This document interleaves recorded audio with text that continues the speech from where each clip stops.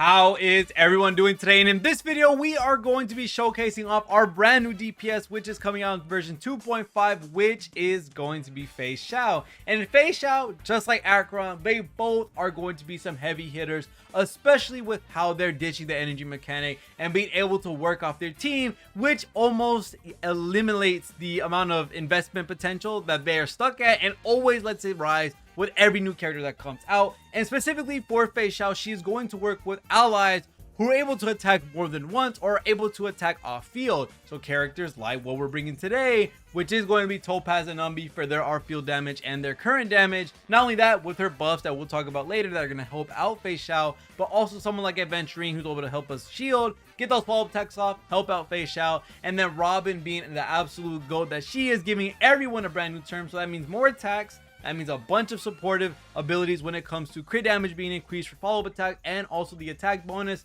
There's so much stuff that goes into this team, although a very premium team and definitely a crazy team for Feixiao. And of course, before we get more into this video, remember this is the content creator experience server, so everything that you see here may or may not change depending on release. But going into Feixiao specifically, we are going to be rocking her with their light cone, and not only that, we are going to be using Durin and also Wind Soaring. This is because this is going to be all around the follow-up attack team, and Durin is going to help us with the damage dealt with the follow-up attacks. And whenever we get 5 stacks, whenever we do all these follow-up attacks, we are going to be getting more crit damage, which is going to help us out quite a bit with a little bit more damage for Feixiao. Not only that, we also are going to be rocking Wind Soaring, which is going to help us do more ultimate damage, which she is based on similarly to Acheron whenever we do our follow-up attack, which is going to be pretty easy to follow up with. Of course, like I said, this team is going to synergize very well with each other, and we're going to be showcasing it off in MOC 12. Now, with all the buffs included with Topaz and Numby, with Robin, and how they always give everything exclusive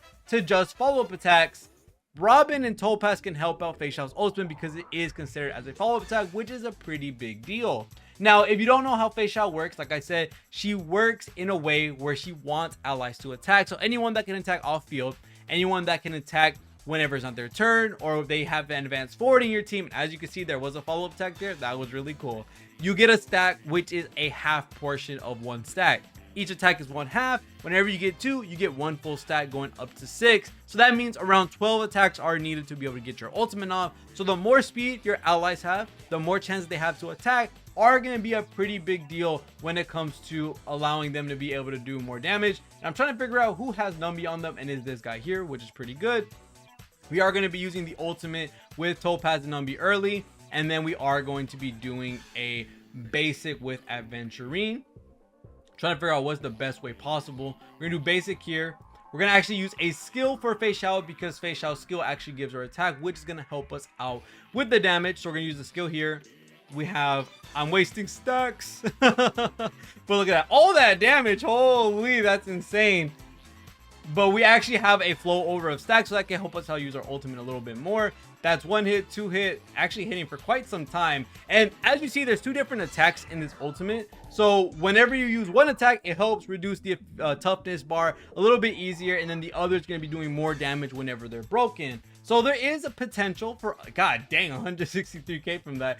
There is potential to be able to help out Feixiao without necessarily needing to do a crap ton of attacks, because as you may know, when you have the bar broken, she does more damage. So characters that boost efficiency for weakness or toughness damage, aka REHOO Mei, we might be able to see some crazy stuff with Feixiao later down the line, or whatever comes out in the future. Right now, what we're going to do is we're going to keep on attacking. Numby's going to come up anyway. We're going to just do a basic to keep him there for his ultimate. Where do I want to do this, or what would I want to do? We're going to do a basic attack with Robin, and then we're going to go ahead and use our advanced forward. That way everyone gets a brand new turn, and then we're able to keep on stacking for Feixiao.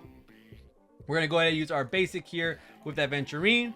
Then we're going to do another ultimate, and that's going to help us funnel a follow-up on Aventurine. So we just got 3 half stacks, or a stack and a half for Feixiao, with literally just Aventurine by himself, which I find really cool. We're going to use our skill here. There's another skill. Holy crap, we probably could have been fine without the ultimate here, but yeah, we're doing massive damage here on this guy. Holy crap, all crits too. With me not having that much crit rate, it's actually pretty cool. So now that we're into the next cycle, holy crap, she does damage. Now, who has Numby on them? Personally, because a lot of her damage is considered as follow-up attack damage, I do want to basically specify one enemy. That way we're able to do as much damage as possible, because all these guys have their own damage, but most of it's regarded as follow-up, which helps us out quite a bit. And as you see, it looks like this guy has the Numby mark on him, which I wish they would just have it over him at all the time. That way we're able to actually see really easily who has the mark, because as you see, Kafka's kind of like taking up the whole spot, which makes it a little bit hard to look at. We are going to go ahead. Ooh, look at that. Ooh, all this damage. And all the follow-ups happening too. Dear Lord. This team is absolutely absurd. Holy. Okay, I really want to keep the Robin ult up, but I want to make sure that we're getting the most value out of this team. And what we can do here is try to soak up all the damage that we would have gotten. See, from Aventurine, this helps out a lot, in all honesty. There's a follow-up there. We're really close to a KO on the left side if Aventurine gets its ultimate, because that can help us out quite a bit. And the best way possible to do this, I want to try to get as much damage as we can soak up.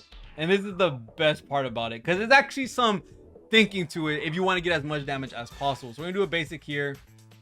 As we see, this guy is basically almost KO'd. So we're actually going to go ahead and hit this guy on the right. And this is going to allow us to keep stacking up.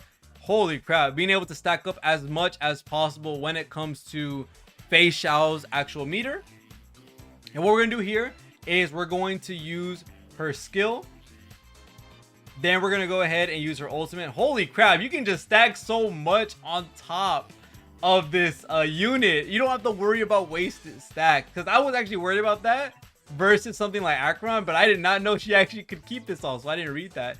But holy, she does work in all the damage that she's doing. And we're gonna go ahead, pop out the Robin ultimate, and guess what? Everyone gets a turn again, and Feixiao is already ready with another ultimate on top. So you're able to non-stop, just straight up, ooh, all this damage. You're able to just non-stop stack up the attack counter and being able to get really quick ultimates that we're able to abuse stuff like Robin's timing for her ultimate, being able to keep up the proof of death or allow it to be on that one enemy, and allowing Feixiao to use her ultimate, which is considered up as a follow-up attack, which is a really nice thing for us.